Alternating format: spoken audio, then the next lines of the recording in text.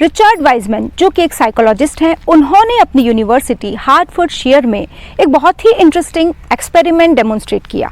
इससे ये पता चलता है कि जो लोग लकी होते हैं वो सिर्फ चांस की वजह से नहीं बल्कि अपने एटीट्यूड और अप्रोच की वजह से लकी होते हैं।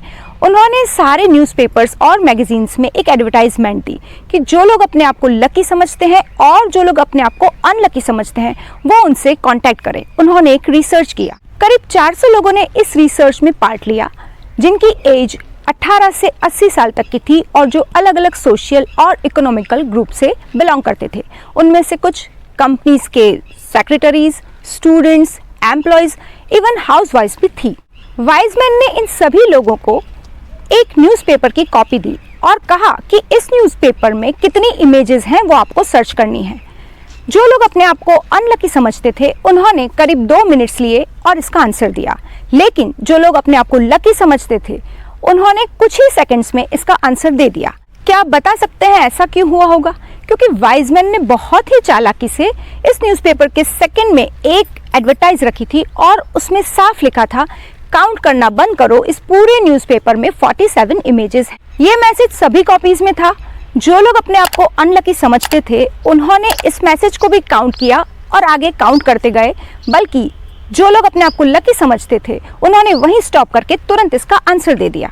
इस पूरे एक्सपेरिमेंट से हमें लक से जुड़ी एक बात पता चलती है कि जो लोग लकी होते हैं उसका रीज़न उनका रिलैक्स्ड अप्रोच, पॉजिटिव एटीट्यूड और हर चीज़ को देखने का एक अलग नज़रिया होता है, जबकि अनलकी लोग हर वक्त हड़बड़ी में रहते हैं, अपने कामों को एक ही तरीके से करते रहते हैं और वो चेंज को एक्सेप्ट ही नहीं कर पाते। जी हाँ दोस्तों, इस वीडियो का टाइटल आपने बहुत सही पढ़ा है, how to create your luck. मैं निहारिका फड़िया स्वागत करती हूँ आप सभी का अपने इस चैनल पे। इस वीडियो को एंड तक जरूर देखिएगा, आप जरूर एक बात से रिलेट करेंगे।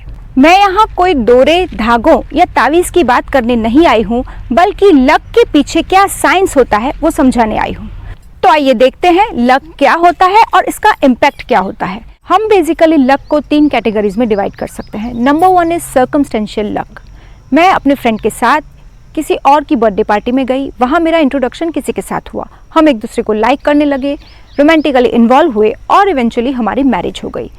Being at the right place at the right time, सही समय पे सही जगह पे होने से ही ये पॉसिबल हो पाया। इसी को सर्कमस्टेंशियल लक कहते हैं। The second one is constitutional luck. Age, race, heritage, upbringing और कल्चर से रिलेट करता है। फॉर एन एग्जाम्पल, किसी बड़ी कंपनी में आपका प्रमोशन हो जाना इसी वजह से क्योंकि आप उस होम टाउन से रिलेट करते हैं जहां आपके बॉस रहते हैं। ये है constitutional luck. The third one is dumb luck. इसके बहुत ज़्यादा कॉजेज और इफ़ेक्ट्स नहीं होते। आपकी कोई लॉटरी लग जाना या सड़क के किनारे आपको 2000 का नोट मिलना, यही है डम लक। डम लक और कॉन्स्टिट्यूशनल लक हमारे हाथ में नहीं होते, लेकिन सर्कमस्टेंशियल लक हमारे हाथ में होता है। इसे हम कंट्रोल कर सकते हैं और अपनी लाइफ में अप्लाई भी कर सकते हैं। इसके लिए हमें यूज़ करने होते हैं ये 3 R। First R is raise. Raise मतलब अपने आसपास की अपॉर्चुनिटीज़ को रेज करना यानी कि बढ़ाना। ऐसा करने के लिए आपको अपने एटीट्यूड और अप्रोच को सही रखना पड़ता है और अपना नेटवर्क स्ट्रॉन्ग बनाना पड़ता है। The second R is recognise. जब आप अपनी अपॉर्चुनिटीज़ को रेज कर चुके हैं तब आपको ये रिकॉग्नाइज करना बहुत ज़्यादा ज़रूरी हो जाता है कि कौन सी अपॉर्चुनिटी से आपको बेस्ट आउटकम मिलने वाला है। The third R is respond. आपने अपॉर्चुनिटी रेज कर ली, उसे रिकॉग्नाइज भी कर लिया, लेकिन अगर आप उसे रिस्पॉन्ड ही नहीं करते, मान लीजिए कि आपको एक पार्टी के लिए इनविटेशन मिला है, आपको पता है कि वहाँ आपका इंट्रोडक्शन बहुत बड़े बड़े लोगों से होने वाला है और आपका नेटवर्क स्ट्रांग होने वाला है, लेकिन किसी रीज़न की वजह से या अपने लेजीनेस की वजह से अगर आप उस पार्टी में नहीं जाते हैं तो आपने अपॉर्चुनिटी को रिस्पॉन्ड ही नहीं किया। तो चलिए बात करते हैं नेटवर्क की। लकी लोग वो होते हैं जो कंटिन्यूअसली अपने नेटवर्क को स्ट्रॉन्ग बनाते रहते हैं। एक सही नेटवर्क कैसे आपको जादू की झप्पी दे जाता है ये समझते हैं इस कहानी से। दिलीप कुमार, जिनका जन्म 1966 में हुआ, अनफॉर्चुनेटली जब वो 9 साल के थे तभी उनके फादर की डेथ हो गई थी। म्यूजिक की तरफ झुकाव रखने वाले इन दिलीप कुमार को ऑर्केस्ट्रा में जाना पड़ा अपनी फैमिली को सपोर्ट करने के लिए। अपनी पढ़ाई पूरी करके उन्होंने एडवर्टाइजिंग ज्वाइन किया और जिंगल्स बनाने लगे। ये वो दौर था जब टेलीविज़न हर घर में पहुंच चुका था और लोग जिंगल्स गुनगुनाया करते थे। इसी दौर में दिलीप कुमार को लियो कॉफ़ी के जिंगल के लिए अवार्ड मिला।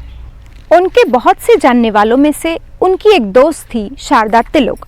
उनकी पार्टी में दिलीप कुमार का इंट्रोडक्शन एक बहुत ही famous film director Mani Ratnam से हुआ, जिन्होंने उनको फिल्म इंडस्ट्री में बतौर म्यूजिक डायरेक्टर पहला ब्रेक दिया। आप सोच रहे होंगे कि कौन है ये दिलीप कुमार। ये वही दिलीप कुमार हैं जो AR रहमान के नाम से जाने जाते हैं और इनकी वो पहली मूवी थी रोज़ा, जिसके गाने आज भी लोगों की प्लेलिस्ट में शामिल हैं। AR रहमान को म्यूज़िक की दुनिया में इंटरनेशनल अक्लेम मिला है, जिनके सफ़र की शुरुआत उनके नेटवर्क से हुई। Intuition. Lucky people always listen to their intuition. ये इंट्यूशन वो है जो आवाज़ हमारे अंदर से आती है जब भी हमें कोई डिसीजन लेना होता है। बहुत से लोग इस अंदर की आवाज़ को नहीं सुन पाते क्योंकि ये आवाज़ हमेशा बहुत ही लो वॉल्यूम में आती है। आइए इस चीज़ को एक लाइव इवेंट से समझते हैं। मोजार्ट, जो कि एक मशहूर और इन्फ्लुएंशियल म्यूजिशियन थे, उनसे एक यंग म्यूजिशियन ने पूछा, हे मोजार्ट, मुझे किसी ने कहा है कि आगे जाके तुम एक बहुत ही अच्छी धुन बनाओगे, तो क्या आप मुझे बता सकते हैं कि मुझे क्या करना चाहिए? मोजार्ट ने थोड़े सेकंड्स सोचा और जवाब दिया कि तुम बहुत ही छोटे हो अभी धुन बनाने के लिए, तुमसे नहीं हो पाएगा।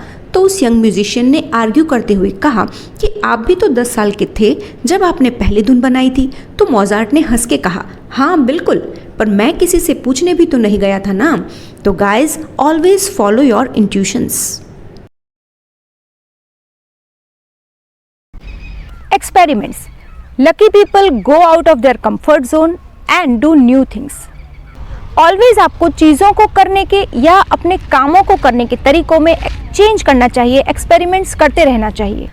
जब लॉकडाउन हुआ तब टीचर्स को ऑनलाइन एजुकेशन प्रोवाइड करने में बहुत प्रॉब्लम्स फेस करने पड़ रहे थे। तभी कुछ टीचर्स ऐसे थे जिन्होंने घर बैठे बैठे बहुत सारे ऐप सर्च किए और बहुत एक्सपेरिमेंट किए, मोबाइल के स्टैंड्स बनाए और बच्चों को पढ़ाने का काम बखूबी निभाया। साल 1894 एक यंग पारसी लॉयर अपना लॉ स्कूल फिनिश करके इंडिया वापस आए।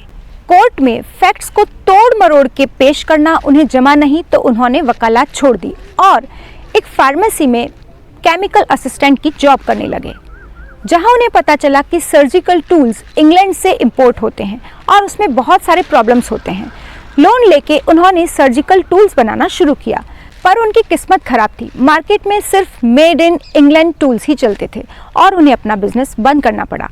पर इस बिजनेस से उन्हें मेटल्स के साथ काम करना समझ में आ गया।